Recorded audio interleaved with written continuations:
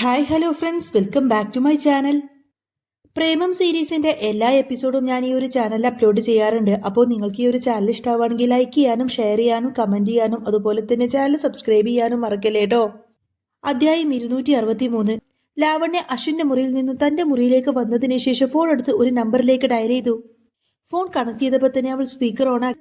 ഇത് ഞാനാണ് ലാവണ്യ, അവൾ പറഞ്ഞു. അച്ഛനോട് സംസാരിച്ചപ്പോഴുള്ള ക്രൂരതയൊന്നും ഇപ്പൊ അവളുടെ സൗണ്ടിലില്ലായിരുന്നു. അന്നേരം മറുപുറത്തുനിന്ന് ചോദിക്കുന്നത്, ആ ലാവണ്യ നീയാണോ, എന്താ കാര്യമെന്ന് ചോദിക്കുന്ന സമയത്തിന് ലാവണ്യ പറഞ്ഞത്, നീ അന്നാ പറഞ്ഞ ആ മരുന്ന് എനിക്കൊന്ന് വേണം, അതിനെക്കുറിച്ച് കൂടുതൽ അറിയാൻ വേണ്ടി വിളിച്ചതാണ് ഞാൻ എന്ന് പറയും. അങ്ങേര് പറഞ്ഞത്, അയ്യോ ആ മരുന്ന് ഇപ്പോ എന്റെ കയ്യിലില്ലല്ലോ, സേവിയറിന്റെ കയ്യിലുണ്ടായിരുന്നു. കുറച്ചു നാളായിട്ട് നിന്നെക്കുറിച്ച് യാതൊരു വിവരവുമില്ലല്ലോ എന്ന് സേവിയർ പറയുന്നുണ്ടായിരുന്നു. അയാൾക്ക് അതിനെക്കുറിച്ച് നിന്നോട് ദേഷ്യമുണ്ടെന്ന് തോന്നുന്നു.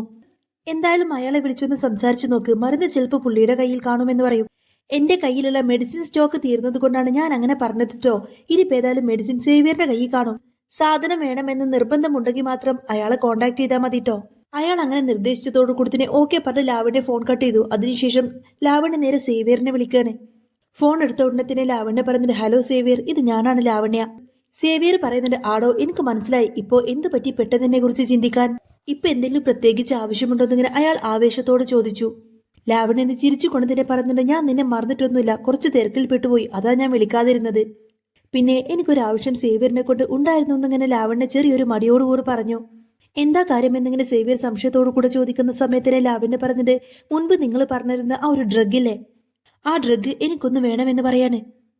സേവിയർ ചോദിക്കുന്നുണ്ട്, ഓ അതാണോ, അന്ന് താൻ വിളിക്കാമെന്ന് പറഞ്ഞപ്പോ പിന്നെ വിളിക്കാതിരുന്നപ്പോ തനിക്ക് ആ മരുന്ന് വേണ്ടെന്നാ ഞാൻ കരുതിയേ. ലാവണ്യ പറഞ്ഞിട്ട്, ഏയ് അങ്ങനെയൊന്നുമില്ല, നമ്മുടെ ബന്ധത്തിന് യാതൊരു കോട്ടവും സംഭവിക്കില്ല, ഞാൻ അങ്ങനത്തെ ആളല്ലെന്ന് സേവിയറിന് അറിയില്ലേ. ലാവണ്യ അങ്ങനെ ചിരിച്ചുകൊണ്ട് പറയുന്ന സമയത്തിന് സേവിയറും ചിരിച്ചു. എന്നിട്ട് പറയുന്നത് ശരിയാണ്, പക്ഷേ തനിക്ക് എന്തെങ്കിലും അത്യാവശ്യം വരുമ്പോൾ മാത്രമേ താൻ എന്നെ വിളിക്കാറുള്ളൂ എന്ന് പറയും. ഇറ്റ്സ് ഓക്കെ, എനിക്ക് പരാതിയൊന്നുമില്ല. അല്ല എന്താ ഇപ്പൊ പെട്ടെന്ന് ആ ഒരു ഡ്രഗിന്റെ അത്യാവശ്യം? വേറൊന്നും കൊണ്ടല്ല ഞാൻ ചോദിച്ചത്, സംഭവം കുറച്ച് റിസ്ക് ആണ് ആൻഡ് കോസ്റ്റ്ലി ടു. ലാവണ്യക്ക് അന്നേരം സേവിയറിനോട് എങ്ങനെ ആ കാര്യം പറയണമെന്ന് അറിയില്ലായിരുന്നു. അവനോട് സംസാരിക്കുന്ന സമയത്തിന് ലാവണ്യന്റെ നെഞ്ച് വിറക്കുന്നുണ്ടായിരുന്നു. മറ്റൊന്നുമല്ല, സേവിയർ ഒരു കൊട്ടേഷൻ സംഘത്തിന്റെ നേതാവാണ്. അവനെ സൂക്ഷിച്ച് കൈകാര്യം ചെയ്തില്ലെങ്കിൽ കാര്യങ്ങൾ ശരിയാവില്ല എന്നുള്ള കാര്യം ലാവണ്യക്കറിയാം. ഇരുവരും കണ്ടുമുട്ടിയിരുന്നത് യാദൃശ്ചികമായിട്ടായിരുന്നു. ഈ ബന്ധം തുടരണമെന്ന് അവൾ കരുതിയിരുന്നതല്ല. പക്ഷേ പിന്നീട് അയാളുമായിട്ട് പല ഡീലിലും ഉൾപ്പെടേണ്ടി വന്നു. അവൾ ഡീലിനെ പറ്റിയിട്ട് സംസാരിച്ചു തുടങ്ങി. സേവിയർ, കഥയൊക്കെ ഞാൻ പിന്നെ പറഞ്ഞു തരാം, ഇപ്പോൾ എനിക്ക് ഏതായാലും ആ ഡ്രഗ്, ആ മരുന്ന് എനിക്ക് ഏതായാലും അത്യാവശ്യമാണ്, അതിന് എത്ര പണം വേണമെങ്കിലും ഞാൻ തരാമെന്ന് പറയുന്ന സമയത്തിന് സേവിയർ ചോദിക്കുന്നത്, എന്താ ലാവണ്യായത്, നമ്മൾ തമ്മിൽ എന്തെങ്കിലും ഒരു കാര്യത്തിന് ഇത്ര കണക്ക് പറഞ്ഞിട്ടുണ്ടോ? വിലയുടെ കാര്യം ഞാൻ എടുത്തു പറഞ്ഞത് ഇതിന്റെ അവൈലബിലിറ്റിയും അതുപോലെ നിനക്ക് വേണ്ടിയിട്ട് ഞാൻ എടുക്കുന്ന റിസ്ക്കും മനസ്സിലാക്കി തരാൻ വേണ്ടി മാത്രമാണ്. ശരി, നിനക്ക് എത്ര എണ്ണം വേണമെന്നിങ്ങനെ സേവിയർ ചോദിക്കുന്ന സമയത്തിന് ലാവണ്യ പറഞ്ഞത്, അതങ്ങനെ ഒരുപാടൊന്നും വേണ്ട, ഒരു 5 എണ്ണം മതി. ശരി എന്നൊക്കെ പറഞ്ഞു കൊടുത്തിന് ഫോൺ കട്ട് ചെയ്തു. തന്റെ വീട്ടിൽ നിന്നും ആ ഒരു കൊറിയർ ലാവണ്യയുടെ വീട്ടിലേക്ക് എത്തുന്നതുവരെ സമയം മാത്രമേ സേവിയറിന് വേണ്ടി വന്നുള്ളൂ. ഫോൺ കട്ടാക്കിയതിനു ശേഷം ലാവണ്യ ഒരു ദീർഘമായിട്ടൊന്ന് നിശ്വസിച്ചു. കാരണം ആ ഡ്രഗ് കളക്ട് ചെയ്യുക എന്നുള്ളത് അത്രമാത്രം എളുപ്പമുള്ള കാര്യമൊന്നുമല്ല എന്നുള്ള കാര്യം ലാവണ്യക്ക് മനസ്സിലായി. അതെങ്ങാനും പിടിക്കപ്പെട്ടാൽ പിന്നെ ആജീവനാന്തം ജയിലിൽ കിടക്കാം. അവളുടെ മുന്നിൽ മറ്റു വഴിയൊന്നും ഇല്ലായിരുന്നു. ആ ഡ്രഗിനാണെങ്കിൽ മാർക്കറ്റിൽ നല്ല വിലയാണ്. അത് തന്റെ കയ്യിൽ കിട്ടിക്കഴിഞ്ഞാൽ പിന്നെ സേവിയറിനോട് താൻ നന്ദി പറയേണ്ടി വരും. അതിന് പാരിതോഷികമായിട്ട് സേവിയർ എന്ത് തിരിച്ചു ചോദിക്കുമെന്നതിന്റെ കാര്യത്തിൽ ലാവണ്യക്ക് ഒരു നിശ്ചയമില്ല. ചോദിക്കുന്നത് എന്നതിന് സേവിയറിന് അവൾ കൊടുക്കേണ്ടി വരും. സേവിയറിന്റെ വിദേശത്തുള്ള ഒരു ലബോറട്ടറിയിൽ നിന്നാണ് ആ ഒരു ഡ്രഗ് അവൻ കളക്ട് ചെയ്തത്. മാർക്കറ്റിൽ ഇതിന് നല്ല ഡിമാൻഡ് ഉണ്ട്. ഈ മരുന്ന് കഴിച്ചു കഴിഞ്ഞാൽ പിന്നെ മുൻപ് നടന്ന കാര്യങ്ങളൊന്നും തന്നെ ഓർമ്മയിൽ നിലനിൽക്കില്ല. അതുതന്നെയാണ് ആ ഒരു മരുന്നിന്റെ പ്രത്യേകത. അശ്വിൻ, നീ എന്താ പറഞ്ഞത് സിദ്ധാർത്ഥനോട് എന്നെ പറ്റിയിട്ട് എല്ലാതും പറയുമെന്നോ? ദേ മോനെ, ആന്റിക്ക് നിന്റെ കാര്യത്തിൽ ഒരു റിസ്കും എടുക്കാൻ വയ്യ. അവൾ അങ്ങനെ മനസ്സിൽ പറയുന്ന സമയത്തിന് സേവിയർ അധികം വൈകാതെ തന്നെ ആ ഡ്രഗ് ലാവണ്യക്ക് കൊണ്ടുവന്നു കൊടുത്തു. സന്തോഷത്തോടു കൂടി തന്നെ അവൾ ആ ഒരു പാർസൽ ഏറ്റുവാങ്ങി. ക്രൂരമായ ഒരു ചിരിയോട് കൂടി തന്നെ ലാവണ്യ നേരെ അശ്വിന്റെ മുറിയിലേക്ക് എത്തി. ആ മെഡിസിൻ അച്ചു കഴിക്കുമോ എന്ന കാര്യത്തിൽ ലാവണ്യക്ക് സംശയമായിരുന്നു. ഇനി കഴിച്ചില്ലെങ്കിൽ അവനെ കൊണ്ട് കഴിപ്പിക്കണം. അത് മാത്രമേ ഇപ്പൊ ലാവണ്യക്ക് മുന്നിൽ ഒരു വഴിയുള്ളൂ. ലാവണ്യക്ക് ഈ ഒരു കാര്യത്തിൽ യാതൊരുവിധ കുറ്റബോധവും തോന്നിയില്ല. അവൾ തിരികെ മുറിയിലേക്ക് എത്തുമ്പോഴേക്കും അശ്വിൻ ഭക്ഷണം കഴിച്ചു കഴിഞ്ഞിരുന്നു. അവളുടെ നിഴലനക്കം കണ്ടതോടുകൂടി തന്നെ അശ്വിൻ തലയുയർത്തി നോക്കി. നേരത്തെ ഇവിടെ നിന്ന് പോയ അവളെ ഓർത്തുകൊണ്ട് തന്നെ അശ്വിന് നല്ല ആശങ്കയുണ്ടായിരുന്നു. ഇപ്പോൾ വീണ്ടും ലാവണ്യ മുറിയിൽ കണ്ടതോടുകൂടി തന്നെ അശ്വിന് ആശ്വാസം തോന്നി. ദേ, ഞാൻ വന്നത് നിന്നെ ഉപദ്രവിക്കാനൊന്നുമല്ല, ദേ ഈ മെഡിസിൻ തരാനാ. ഭക്ഷണം കഴിച്ചു കഴിഞ്ഞില്ലേ, ദേ ഇനി ഇതും കൂടെ മോൻ കഴിക്കണം, അതോടുകൂടി തന്നെ മോൻ എല്ലാം കൊണ്ടും ഹാപ്പിയാവും. ഇത് കഴിഞ്ഞാൽ പിന്നെ മോൻക്ക് ഒരു സങ്കടം ഉണ്ടാവില്ല എന്നൊക്കെ പറഞ്ഞ് ലാവണ്യ കയ്യിൽ കരുതിയ ആ ഒരു ടാബ്ലറ്റ് എടുത്തുകൊണ്ട് അച്ഛന്റെ വായിലേക്ക് തിരികെ. എന്നാൽ അവളുടെ പ്രവൃത്തികൾ കണ്ടുകൊണ്ടതിന് അശ്വിൻ ഭയന്നു. അവൻ അവന്റെ സർവ്വശക്തിയും ഉപയോഗിച്ചുകൊണ്ട് തന്നെ പോരാടി മേശപ്പുറത്തുണ്ടായിരുന്ന ആ ഒരു പാത്രങ്ങളെല്ലാം തന്നെ അവൻ തട്ടിത്തെറിപ്പിച്ചു. ലാവണ്യ ആകെ അസ്വസ്ഥയായി. അവനെ പിടിച്ചു നിർത്താൻ അവിടെ നിൽക്കുന്ന 2 പരിചാരകരോട് അവൾ ആജ്ഞാപിച്ചു. എന്നാൽ ലാവണ്യെ ഒരിക്കലും വിശ്വസിക്കാൻ പറ്റില്ല എന്ന കാര്യം അശ്വിൻ അറിയാമായിരുന്നു. എന്നാൽ ഭക്ഷണം കഴിച്ച അവനെ വിട്ടേക്കുമെന്ന് പറഞ്ഞ കാര്യം അത് അവൾ വാക്കുപാലിക്കുമെന്ന് അശ്വിൻ കരുതി. അവൾ പുറത്തേക്ക് തുപ്പാൻ കഴിയാത്ത വിധം ആ ഒരു മെഡിസിൻ എടുത്ത് അശ്വിന്റെ വായിലേക്ക് തിരുകി. വായിൽപ്പെട്ട അവളുടെ കൈവിരലുകളിൽ അവൻ ആഞ്ഞു കടിച്ചു. ആ കടിയുടെ ആഘാതത്തിൽ ലാവണ്യയുടെ കയ്യിൽ നിന്നും രക്തം പുറത്തേക്ക് ഒഴുകാൻ തുടങ്ങി. ലാവണ്യ വേദന കൊണ്ട് നിലവിളിച്ചു. അവളുടെ കയ്യിൽ നിന്നും ആ ഒരു ഗുളിക നേരെ താഴേക്ക് വീണു. അവൾ മുറിവേറ്റ കൈ പൊത്തിപ്പിടിച്ചുകൊണ്ട് തന്നെ ദേഷ്യപ്പെട്ട് അച്ചുവിനെ നോക്കി. ദേ ചെക്ക, നീ എങ്ങാനും എന്നെ വീണ്ടും കടിക്കാൻ നോക്കിയ നിന്റെ പല്ല് മുഴുവൻ ഞാൻ അങ്ങ് അടിച്ചു കളയും. അവൾ ഉടനെ തന്നെ മറ്റൊരു ഗുളിക എടുത്തിട്ട് അവന്റെ വായിൽ വെക്കാൻ ഒരുങ്ങി. പക്ഷേ പെട്ടെന്ന് തന്നെ എന്തോ ആലോചിച്ച് അവൾ കൈ പിൻവലിച്ചിരുന്നു. ആ മെഡിസിൻ ഉടനെ തന്നെ അവിടെ നിൽക്കുന്ന സെർവന്റിന്റെ കയ്യിലേക്ക് കൊടുത്തു. എന്നിട്ട് അച്ചുവിനെ കൊണ്ട് അത് കുടിപ്പിക്കാൻ ആവശ്യപ്പെട്ടു. അതിനുശേഷം ലാവണ്യ അവനെ തന്റെ കൈക്കുള്ളിൽ പിടിച്ചു വെച്ചു. അച്ചു ലാവണ്യയുടെ കൈക്കുള്ളിൽ കിടന്ന് പിടഞ്ഞു കരഞ്ഞു. പക്ഷേ ലാവണ്യയുടെ കയ്യിൽ നിന്ന് രക്ഷപ്പെടാനൊന്നും അച്ചുവിന് കഴിഞ്ഞില്ല. അപ്പോഴേക്കും സെർവന്റിലൊരാൾ ബലമായിട്ട് തന്നെ അവന്റെ വായിലേക്ക് മരുന്ന് വെച്ചു കൊടുത്തു. അതിനൊപ്പം തന്നെ കുറച്ച് വെള്ളം കൂടെ ഒഴിച്ചു കൊടുത്തു. അത് തിരിച്ചു തുപ്പിക്കളയാതിരിക്കാൻ വേണ്ടിയിട്ട് സെർവന്റ് അവന്റെ വായ ഇങ്ങനെ പൊത്തിപ്പിടിച്ചു. ഗുളികയുടെ കയ്പ് നാവിലും തൊണ്ടയിലും പടർന്നതോടുകൂടി തന്നെ അച്ചുവിന് ശ്വാസം മുട്ടി. അറിയാതെ തന്നെ അച്ചു ആ മരുന്നും വെള്ളവും മുഴുവൻ ഇറക്കി. ഈ ഒരു കാഴ്ച കണ്ടതോടുകൂടി തന്നെ ലാവണ്യയുടെ കണ്ണുകൾ തിളങ്ങി. പിന്നെ അച്ചുവിനെ അവിടെ നിന്ന് കൊണ്ടുപോകാൻ റെഡിയായപ്പോഴേക്കും അച്ചു പൂർണ്ണമായിട്ടും അബോധാവസ്ഥയിലായിരുന്നു. അത് കണ്ടപ്പോൾ ലാവണ്യക്ക് വീണ്ടും പരിഭ്രമമായി.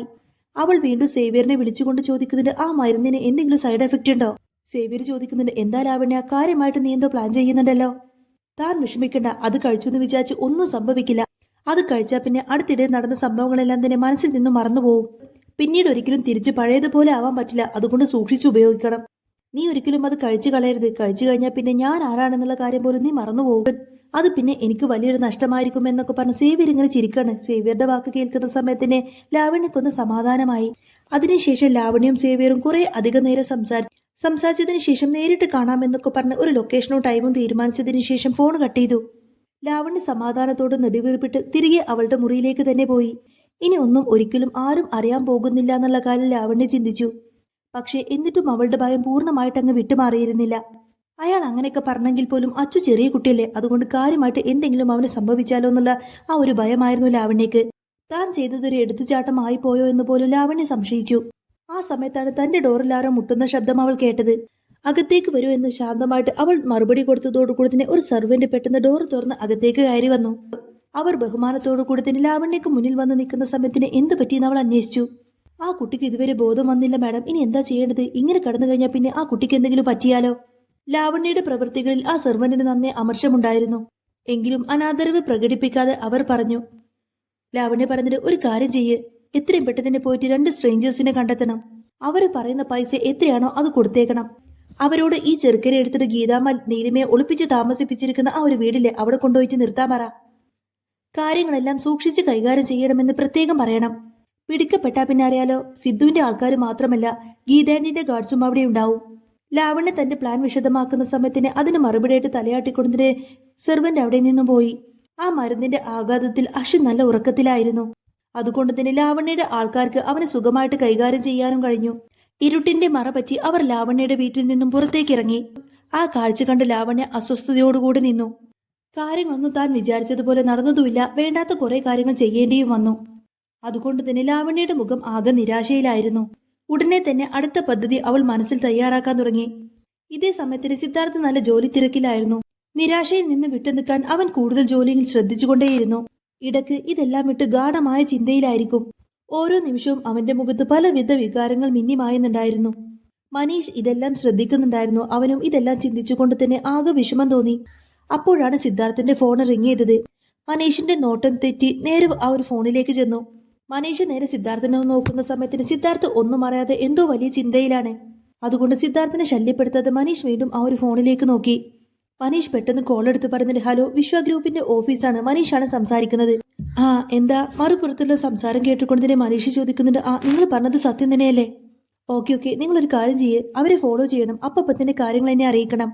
ഓക്കെ എന്നൊക്കെ പറഞ്ഞ് മനീഷ് പെട്ടെന്ന് കോള് കട്ട് ചെയ്യാണ്. എന്നിട്ട് സിദ്ധാർത്ഥിനെ നോക്കി തിടുക്കത്തിൽ പറയുന്നത്, സർ, ഒരു ഇമ്പോർട്ടന്റ് ന്യൂസ് ഉണ്ട് എന്ന് പറയും. സിദ്ധാർത്ഥ് അവനെ നിർവികാരതയോട് നോക്കുന്ന സമയത്തിന് മനീഷ് പറഞ്ഞിട്ട്, അതേ സർ, അച്ഛനെ പറ്റിയിട്ടൊരു വിവരം കിട്ടിയിട്ടുണ്ട് എന്ന് പറയും. ആദ്യം സിദ്ധാർത്ഥ് നിശബ്ദനായിരുന്നു. എന്നാൽ ഇത് കേട്ടതോടുകൂടി തന്നെ സിദ്ധാർത്ഥ് പെട്ടെന്ന് ഞെട്ടി അവിടെ നിന്നങ്ങ് ചാടി എഴുന്നേറ്റു. എന്താ അച്ഛനെ പറ്റിയിട്ട് ഇൻഫർമേഷൻ കിട്ടിയോ? ശരിക്കും എന്താ അറിഞ്ഞത്? അവനിപ്പോ കുഴപ്പമൊന്നും ഇല്ലല്ലേ എന്നൊക്കെ ചോദിക്കുന്ന സമയത്തിന് സിദ്ധാർത്ഥിന്റെ സ്വരത്തിൽ ആവേശം നിറഞ്ഞു. മനീഷ് പറയുന്നുണ്ട്, അതേ ബോസ്, നീലിമ മേഡത്തെ ഒളിപ്പിച്ച് താമസിപ്പിച്ചിരുന്ന വീടില്ലേ, അവിടെ നിന്നാണ് മോനെ കണ്ടെത്തിയത്.